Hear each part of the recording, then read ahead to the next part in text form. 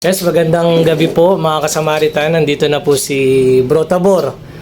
Then, ito yung nanalo sa atin ng grand prize. Ang pinili ni Sir NMAX B3 or cash? Mas ko na lang kasi mas kailangan ko makasya. Yun, so ang pinili ni Sir anong pangalan mo? Ronnie Hontelano. Ronnie. Sir Ronnie. Ang pinili ni Sir Ronnie, cash, 150,000. So, si Bro Tabor, ilan bali na benta mong ticket? 120 yan eh. 120 pieces, bali 12,000.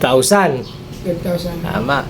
Si Sir Ronnie na kwento ni Bro Tabor na yung about sa bike mo, paano ba yun?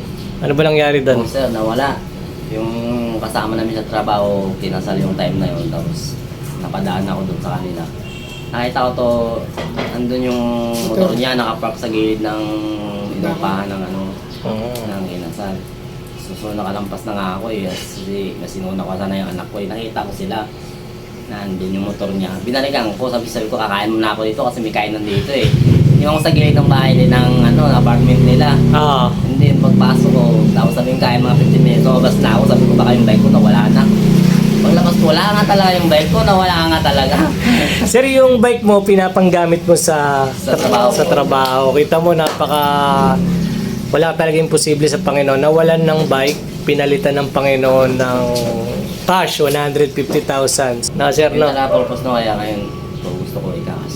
Hindi ko kukunin ko yung motor o sa views, parang wala naman ako matitira sa amin. Oo. Mas kailangan namin yung Yes, ayan, tatlo yung mga anak ko eh. tatlo anak mo, sir.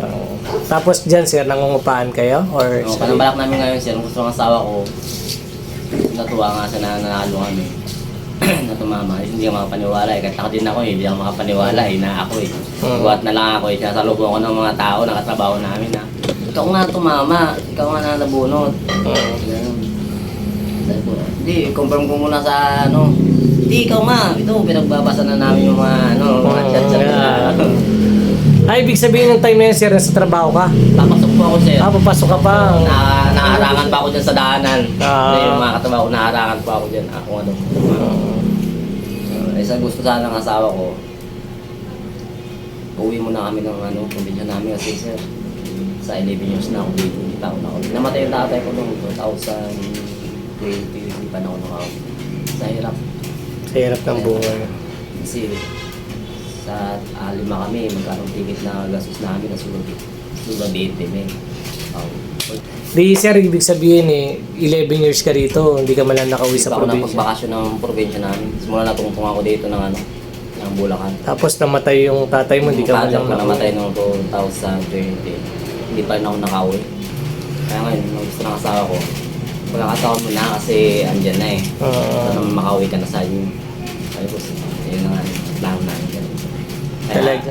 Yun, tapos pinili ko yung pera. Yun ang pinili ko. Talagang binigay sa'yo ng Panginoon kasi may pangangailangan tayo no? Kita mo, namatay yung tatay mo, hindi ka man lang... Hindi mo na ako nakasilip. So, yun, sir, si Sir Ronnie. Pero, Si Sir Ronnie ang nanalo sa NMAX B3 or cash. Ang pinili niya ulit, cash. So, bibigay na rin natin sa ngayon sa kanya. Si Bro Tabor, ito yung napakaswerte talaga. Hanapin niyo yan. salamat ako dito, napakaswerte nito. Oo. Yung time na kinabukasan na raffle, pinagalang niya yung ticket sa amin. Sana. Hawakan nyo na, ito na, iwan ko na ngayon. Iba talaga to si Bro Tabor. Ewan ko ba anting-anting mo eh. Baka sabihin nyo, itapon ko sa gilid na to. Si Bro Tabor yung nanalo ng unang MIUI. MIUI. Tapos si asawa mo at ikaw rin nanalo ng NMAX B2. Ngayon, NMAX B3, swerte talaga, buwibili sa'yo no? Ang lakas ng mo talaga eh. Talaga, wala akong anting-anting. Pero Bro Tabor, ilang taong ka na rin sa grupo? Ano na, 2018 ako naising nga, di ba? Mga 2018, kita mo, di 7 years.